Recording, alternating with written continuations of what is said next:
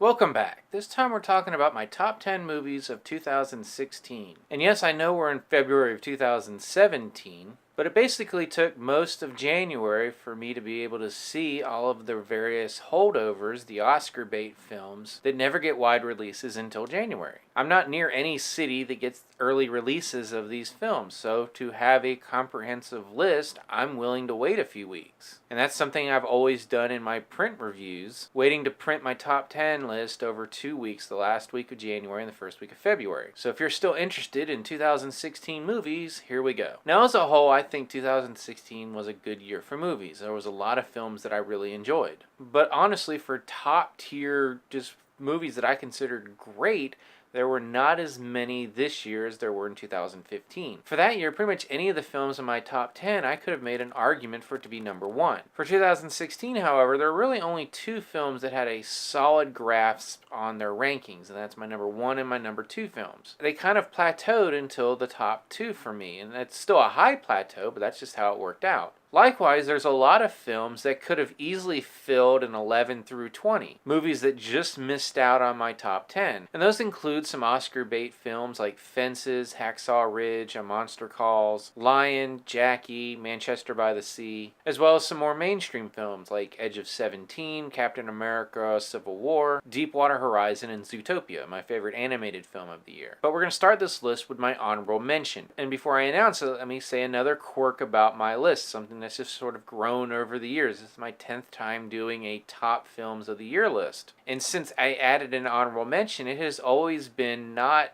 whatever would have been number 11 on my list, but instead I dedicate it to the biggest surprise for me of the year. Sometimes it's little gems that I had never heard of before going to see, or it could be mainstream movies that just really took me by surprise, like Rise of the Planet of the Apes was my honorable mention the year it was released. This year, however, my honorable mention is a film that not only took me by surprise, it's in a genre that I typically don't enjoy and rarely go see, and that would be horror. In fact, in 2016, of the 98 movies that I saw that were released in 2016, only 2 of them were horror films. One was Blair Witch, and that was a film I did not like, and the other was my honorable mention. It is The Witch. Just based on its plot line, I probably never would have gone to see this movie. But thankfully, it had a wonderful trailer. A trailer that actually topped my best trailers of 2016, and for the very reason that it got me to go see this movie. Set in colonial New England, it follows a family who moves to the outer reaches of civilization, and after a tragedy, find themselves beset upon by a witch. But what makes this film so great and so terrifying is that most of the horrible things that happen to this family are brought on by themselves. And they're able to bring this story to the screen with some great cinematography, just builds so much tension. It's not a typical scary, make you jump in your seat type movie, but there's just so much dread and horror at what we're seeing and what these people are experiencing that makes it a phenomenal movie. Moving on to number 10, we have Everybody Wants Some, writer-director Richard Linklater's spiritual follow-up to Dazed and Confused. Set in 1980, it follows a group of college baseball players who are either returning to campus or who are arriving for the first time. And somewhat like his Boyhood film, there's really no central plot to this story. It just follows these characters over the course of this weekend before classes start the following Monday. And although I tend to overuse the term, this film exemplifies realism. These characters feel real. This movie almost feels like a documentary because these characters are so authentic. Their dialogue is so authentic. Everything about the costumes, the setting, the camera style just feels like this was made in the early 80s. It's one of those films where the time period is a character in and of itself. I went to college, but I was not an athlete. So from a personal level, I cannot directly relate to their experiences.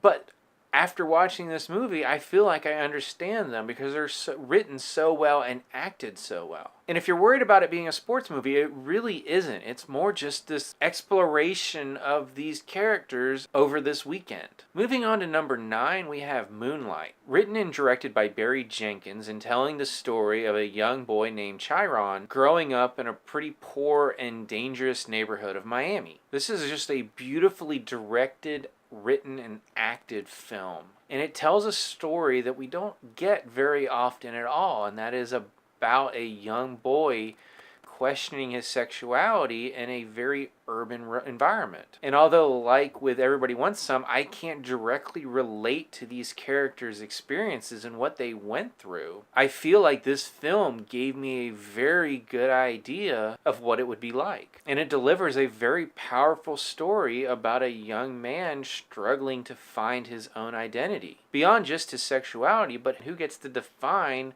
what and who he is. Moving on to number 8, we have the film I probably had the most fun watching, and that is Deadpool. The very R-rated superhero movie featuring Ryan Reynolds as the Merc with a Mouth. This was actually the very first film I've reviewed on YouTube, and very much deserves to be on this list for giving us something completely and absolutely different from all of the other superhero movies that we've been getting. Now, I love the Marvel movies. I love most of the X-Men movies.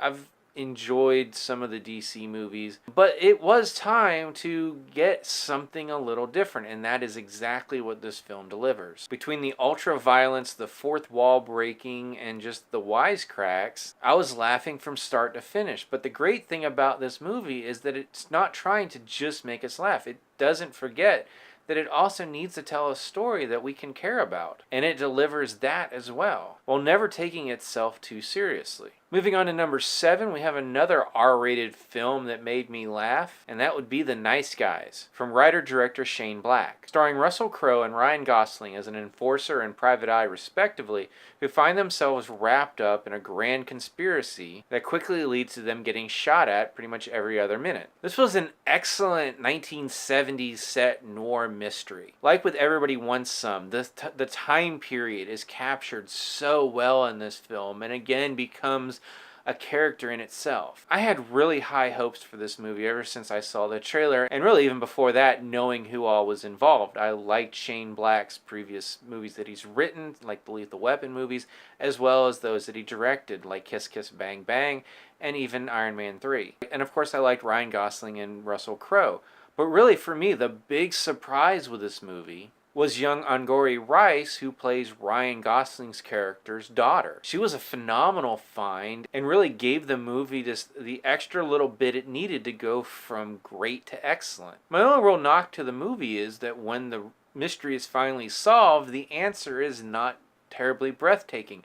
But this is definitely one of those cases where the journey is more important than the destination. And I can highly recommend this movie to those that like a good R-rated action movie with a brain. Moving on to number 6, we have Hidden Figures, a film that I thoroughly enjoyed, both for its true story about 3 women overcoming numerous obstacles put in their path due to their gender and race, but also as a story of discovery and innovation showing the early days of NASA. Taraji P. Henson, Janelle Monáe, and Octavia Spencer are great in the lead roles in this film. And one of the things I really liked about this movie is the fact that it's rated PG, so families can go see it. And together go see this story of these 3 women, both their successes as well as the roadblocks put in their way due to racism. It's a story that everyone should go see and should know, and hopefully with this film they will. Moving on to the second half of the top 10, I have a film that has a blistering 51% on Rotten Tomatoes, and that would be The Accountant, starring Ben Affleck as Christian Wolf, a man on the autism scale who is a math genius and has parlayed those skills into becoming an accountant for various nefarious organizations around the world. Aside from the 2 big DC releases of 2016, Batman v Superman and Suicide Squad,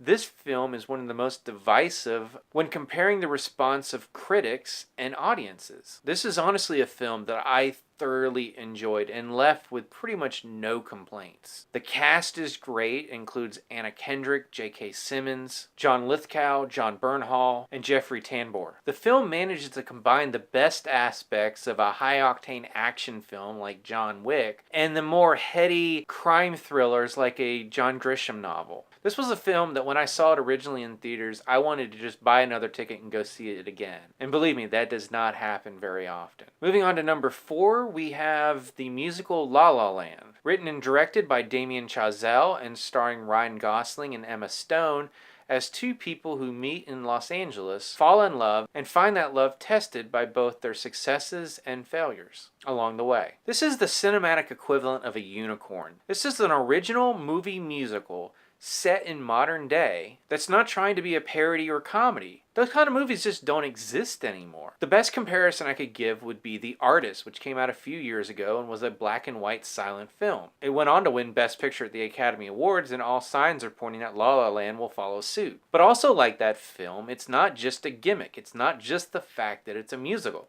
It also happens to be a very good musical and a very good movie. Emma Stone and Ryan Gosling have great chemistry together and do a great job drawing us into this movie because they're essentially the only main characters for long stretches of this movie. John Legend is in it and he has an arc, but for the most part, this film relies on those two actors and they definitely fulfill the job. Now, if you're not a fan of musicals, I don't know if this is going to be what converts you, but if you do like musicals, this is definitely a movie that you need to see. Moving on to number 3, we have another film centered around music, and that is Sing Street. Written and directed by John Carney, who gave us Once and Begin Again. All 3 movies revolve around music and how it affects musicians' lives. In this case, the story is set in the 80s in Dublin, Ireland, and follows 15-year-old Connor, who finds himself being transferred to a less than stellar public school. Facing a harsh headmaster, apathetic teachers, and bullying from his fellow students, Connor has very little to feel happy about. And then one day he sees a girl standing on the stoop of a building. Summoning up his courage, he goes over to talk to her and asks why she's not in school herself. Her simple answer is that she's a model. Hearing this, he asks her if she would be willing to be in a music video for his band. When she says that she'll think about it, he goes back to his friend and promptly declares that they need to create a band. And thus Sing Street is born. That's the name of their band, and he and some other people get together, and despite its somewhat selfish beginnings, this band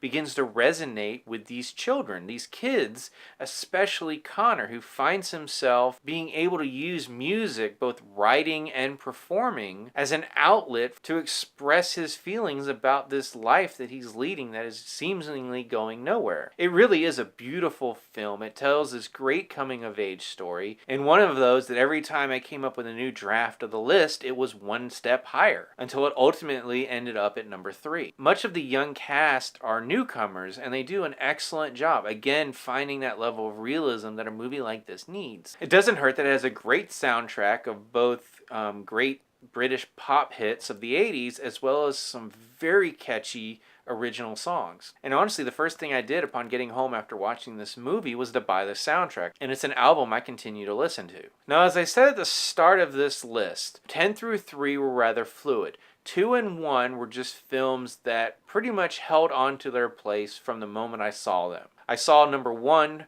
before I saw number 2, and number 2 overcame everything else I had seen except for number 1. And if you've been following my channel, it's probably not a huge surprise that Rogue One, A Star Wars Story, is my number 2 movie of 2016. I concede it has some issues. There's a few plot holes, and the characters don't get quite the development that we might have liked. But overall, I thoroughly enjoyed this movie. I've gone to see it 4 times since its release, and I've liked it just as much every time. I'm a huge Star Wars fan. I'm not a fan of the prequels, and honestly, I was not a huge fan at all of Episode 7. That film didn't even make my top 10 for 2015. Rogue One, however, again, I thoroughly enjoyed, both from a nostalgia angle as a Star Wars fan, seeing how this movie connects right to the beginning of A New Hope, as well as seeing the potential of these anthology films that Disney is scheduling. The idea that we can get a film that doesn't have the weight of being a saga film and allowing it to go somewhat differently.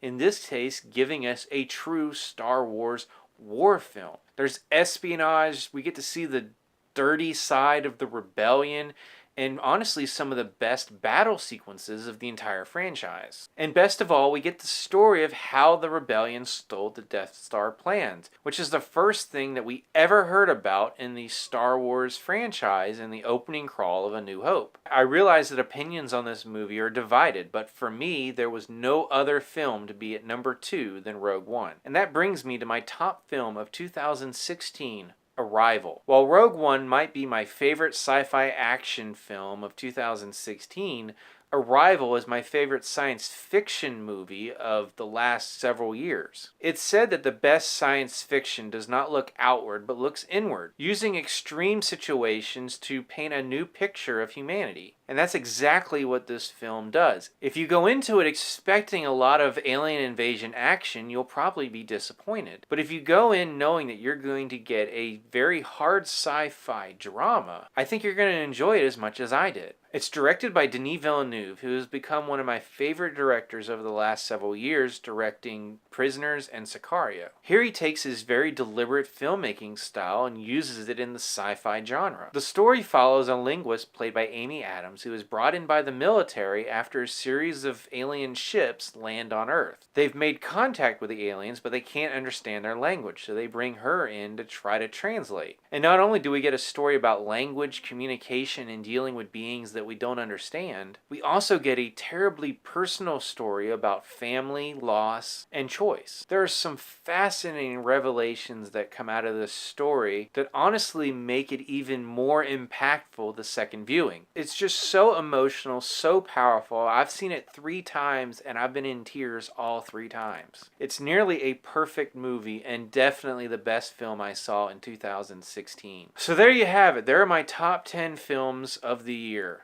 Even though it's about 5 weeks after the year ended. What do you think of my list? What movies should have been there? What movies do you think should have been higher or lower? Comment below and give me your list. As always, you can subscribe to my channel, check out some of my reviews, and until next time, I'll see you at the movies.